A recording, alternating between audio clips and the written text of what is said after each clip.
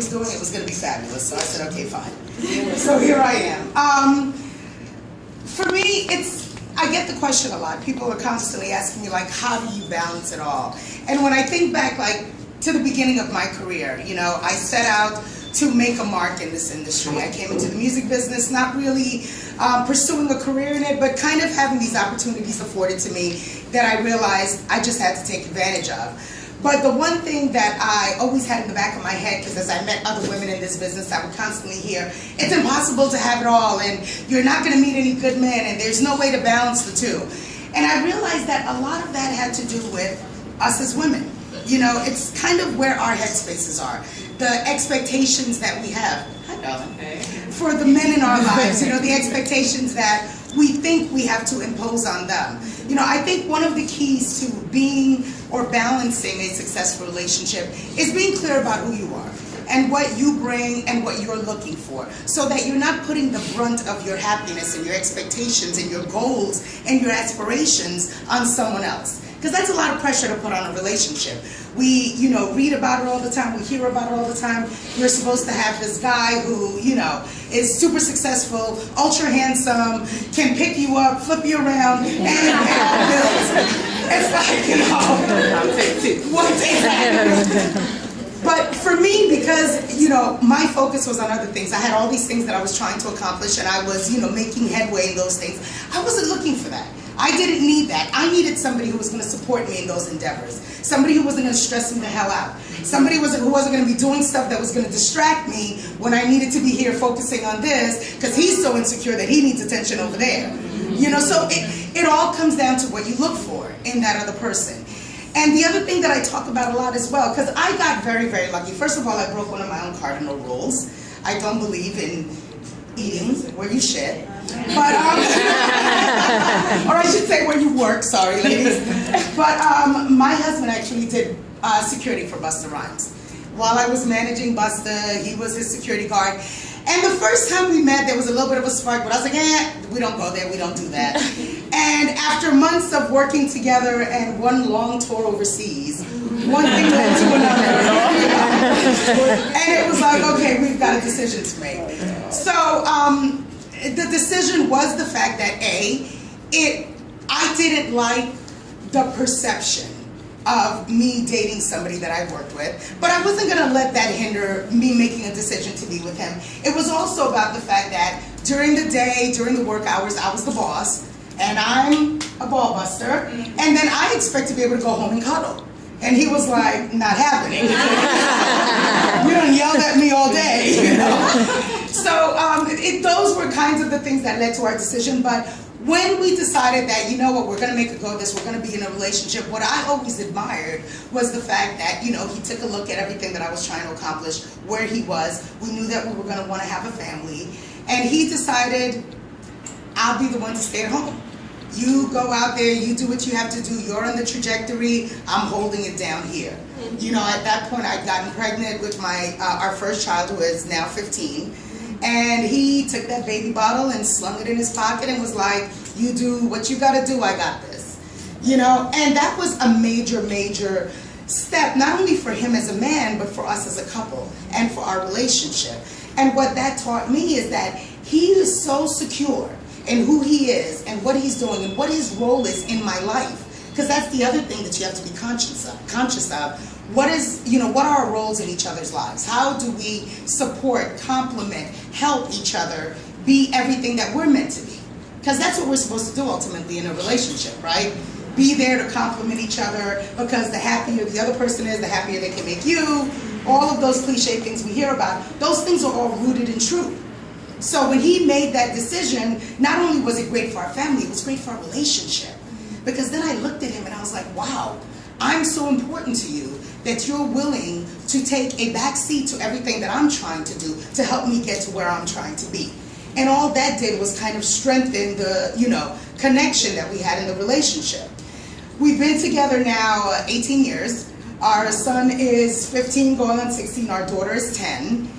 He's been a stay-at-home dad all those years, but stay-at-home dad is not sitting in front of the TV set scratching his balls, you know, like those kids are in everything, you know, piano, drums, connected, you know, they do absolutely, and because he treats it like a job. That is his job. Raising our family is his job. Making sure our house is in order is his job. I'm prone to coming home and deciding I want to open up random businesses. I came home one day, I was like, did you ever think about a restaurant? Because I just bought a building. Did you ever think about it? And so he runs all of my ancillary whims, you know.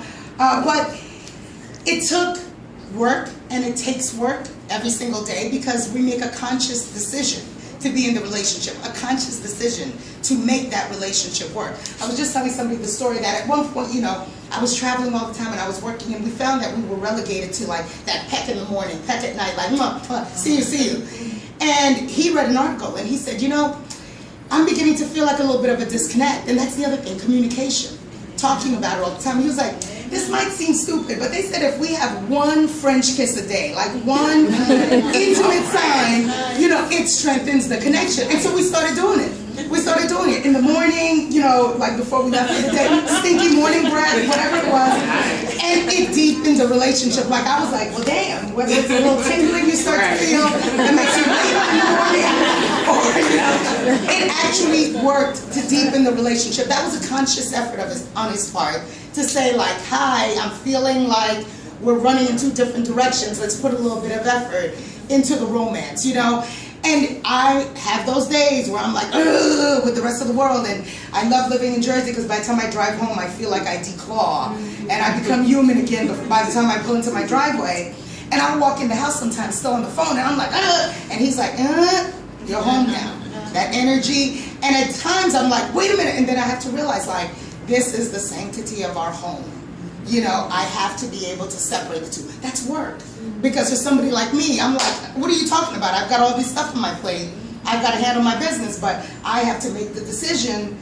He's right. We have a family we're building. It's not healthy for our kids to hear that tone and that aggression. And I make that conscious decision to, you know, put that aside. I'm home now. It's time for home life. Yandy knows, like, I spend a lot of time, like, bringing my friends and my family together. That's the balance, the finding the time for you, finding the time to, you know, spend time with family, do things that you enjoy, because it allows you to have the freedom of mind, the peace of mind, to apply yourself to the things that you want to do. You know, a lot of times we feel as women that if we don't focus 100% on this, we're never going to make it. But what we don't realize is that if we deplete and diminish and deprive ourselves of all the other things that make us whole, we're not giving 100% to this anyway. You know, we're becoming one-dimensional. We're losing our depth of, you know, thought and living. Because another thing that I think about all the time is you've got to live, meaning like relish every day, because you can spend every day reaching for something and not realize that every second, every minute, every day that goes by is a day that you're never going to get back. And so while you're reaching and reaching and reaching, and you're forgetting to live and be in the moment, you're losing precious time with loved ones and with family and for yourself that you're never going to get back. So, you know, it's about effort, it's about being in the moment, whether it's in the moment of your relationship, in the moment of you, in the moment of your life, you know, trying to fulfill all of those things, because all of those things contribute to your greatness, your ability to be great. Like, there's no way to deal with the everyday pressures that come with trying to achieve goals and be successful without having the release of, you know, happiness and family and loved ones. Like I said to Yandy, when you got pregnant with Omir, like, your life begins now. Forget all the other shit. And you know, now is when you have something to do it for. You have something to live for, something to strive for, somebody to do it for, you know? That's what it's really about. And, you know, making a conscious effort to be in it. Don't think that anything happens. None of it is magic. People always like, oh, I want one just like him, or can't you clone him, you know, with my husband and stuff. And I'm like, he's amazing, and I know I was blessed, but it's a conscious decision that we make every day. It's a conscious decision we make as individuals to be the best us, so that when we come together, we're the best together. But it's, you know, constantly a conscious decision. Even when it comes to family, even I have those moments where I wonder, will my daughter, is my daughter getting enough me? Because she's at home with her dad and her brother all the time. And yes, she is morphing into a small boy. But, but it's, those are the things that I think about, and those are the things that now I strive for, like spending more time at home. Because when you called me this morning, I said, it's Jordan Day. I might need to bring her. Here's a moment to show the balance. But, spending that time.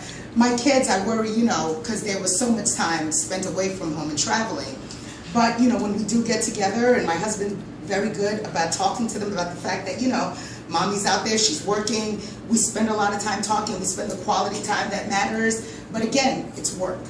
It's work. None of this stuff happens magically. You don't get up and have the perfect family, the perfect balance. But you have to be willing to put in the work. You have to be willing to strive for it. Because to me, I think about everything that I've accomplished, and if I wasn't able to go home, trust me, and have that family, and have that, it wouldn't mean shit. You'd be sitting there with a bunch of what? Red bottoms and pocketbooks, and how many of those can you have, But I don't know what other format, what else you want to do. Well, that's great.